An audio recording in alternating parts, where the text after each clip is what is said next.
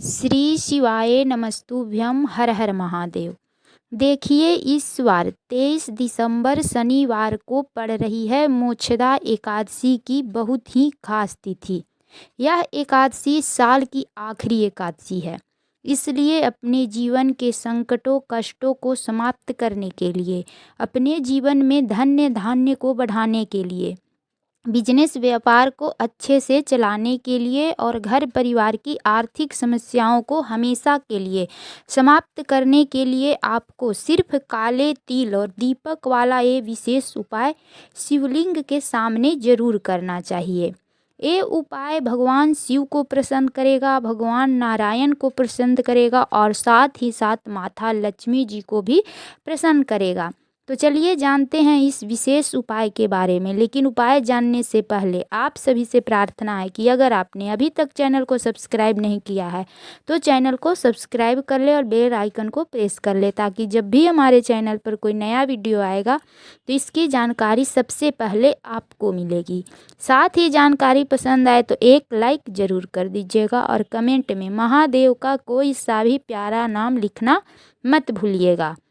और साथ ही ओम नमो भगवते वासुदेवाय नमः लिखना मत भूलिएगा। देखिए, यह वीडियो बहुत ही खास होने वाला है क्योंकि यह 2023 की आखिरी एकादशी की तिथि है, जिसे हम लोग मोक्षदा एकादशी के नाम से जानते हैं।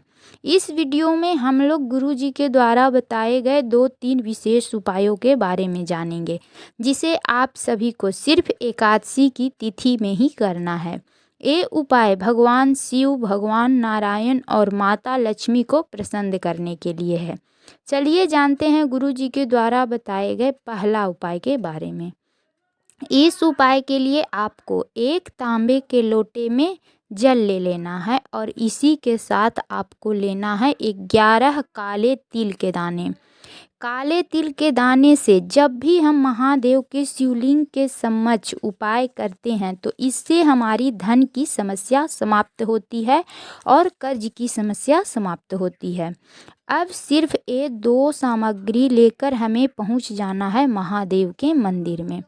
गुरु जी ने बताया है कि इस उपाय को आप सुबह में भी कर सकते हैं और शाम के समय में भी कर सकते हैं। देखिए, शिवालय पहुँचने के बाद आप जो 11 काले तिल के दाने लेकर आए हैं, उस तिल के दाने को लोटे वाले जल में डाल देना है और फिर इस तिल से युक्त इस जल को महादेव के शिवलिंग के ऊपर धीरे धीरे समर्पित कर देना है। और जल समर्पित करते समय लगातार श्री शिवाय नमस्तुभ्यम मंत्र का उच्चारण करते रहना है। फिर वहीं शिवलिंग के पास ही बैठकर महादेव से प्रार्थना कर लीजिएगा। जो धन प्राप्त नहीं हो पा रहा है, जो कर्ज की समस्या है, आपका जो कार्य नहीं हो पा रहा है, इन सभी समस्याओं को समाप्त करने के लिए महादेव से प्रार्थना कर लीजिएगा और फिर वापस आप अपने घर आ जाइएगा। गुरु जी ने कहा है कि अगर आप शिवालय में इस उपाय को नहीं कर सकते हैं तो फिर आप एक काम और कर सकते हैं। आप एक लोटा जल ले लीजिए और उस जल में 11 काले तिल के दाने डाल लीजिए और साथ ही एक टुकड़ा गुड़ डाल लीजिए और इस जल को लेकर पहुंच जाइएगा किसी भी पीपल वृक्ष के पास।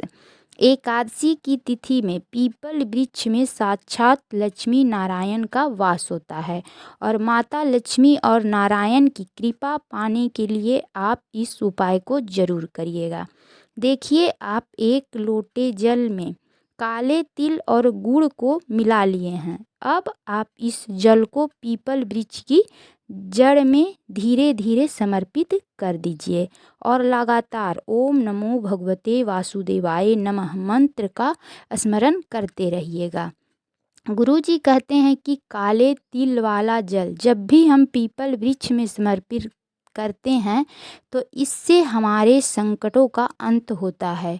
इन दोनों में से जो भी उपाय आपको आसान लगे, आप चाहे तो शिवालय में जाकर कर सकते हैं या फिर पीपल वृक्ष के पास जाकर इस उपाय को काले तिल वाले जल समर्पित कर सकते हैं। अगर आप दोनों जगहों पर समर्पित करना चाहते हैं तो दोनों जगहों पर समर्पित कर सकते हैं। एकादशी के इस विशेष तिथि में अगर आप महादेव को भी काले तिल वाला जल समर्पित करते हैं और भगवान विष्णु को भी काले तिल वाला जल समर्पित करते हैं तो ये हमारे भाग्य को प्रबल कर देगा, दुर्भाग्य को दूर कर देगा और हमारे जीवन में दुख दर्द कष्ट को दूर कर देगा। चलिए अब जानते हैं गुरुजी के द्वारा बताए गए दूसरा उपाय के बारे में। अगर आपके घर में धन संपदा की कमी हो, कर्जा बढ़ते ही जा रहा हो, पैसा कहीं से भी नहीं आ रहा हो, ना व्यापार चल रहा है, ना कहीं भी नौकरी लग रही है, अगर थोड़ा बहुत पैसा आता भी है तो व्यर्थ की चीज़ों में खर्चा हो जाता है, तो आपको एकादशी के दिन ये उपाय ज़रूर से ज़रूर करना चाहिए।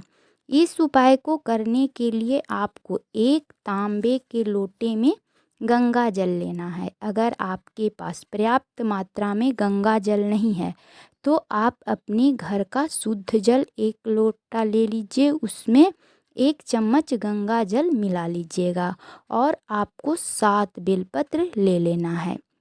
बेलपत्र कहीं से भी कटा फटा नहीं होना चाहिए, इस बात का विशेषकर ध्यान रखिएगा।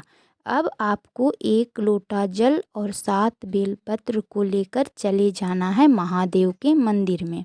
शिवालय पहुंचकर महादेव के शिवलिंग के समीप उत्तर दिशा के तरफ मुख करके बैठ जाना है। इसके बाद सबसे पहले आपको 7 बेलपत्र को जल वाले लोटे के अंदर डाल देना है। फिर आपको लोटा को उठाकर लोटे वाले जल को नंदीश्वर महाराज के उठे हुए पैर के ऊपर समर्पित कर देना है।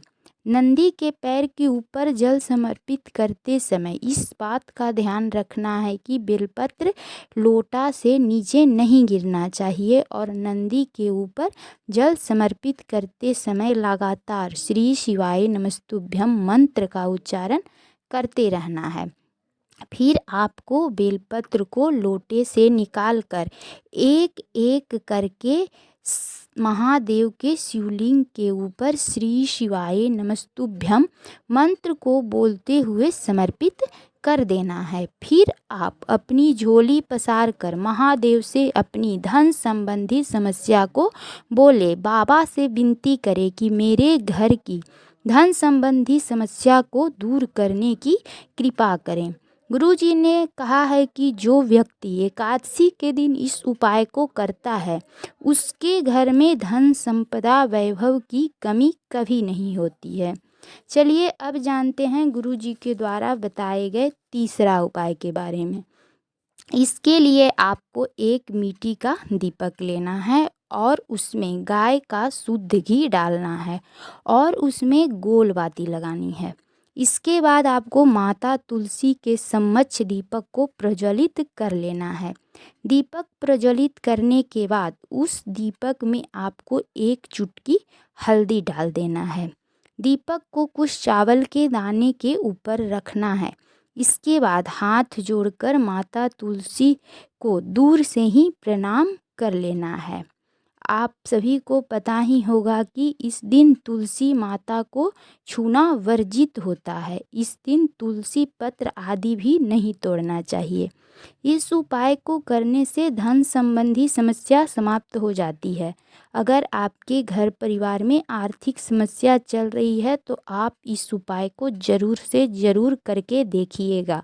गुरुजी कहते हैं कि अगर आपके घर परिवार में किसी भी प्रकार की आर्थिक समस्या है तो एकादशी तिथि के दिन प्रदोष काल में तुलसी माता के समक्ष इस प्रकार से दीपक जलाने से शीघ्र ही आर्थिक समस्या समाप्त हो जाती है।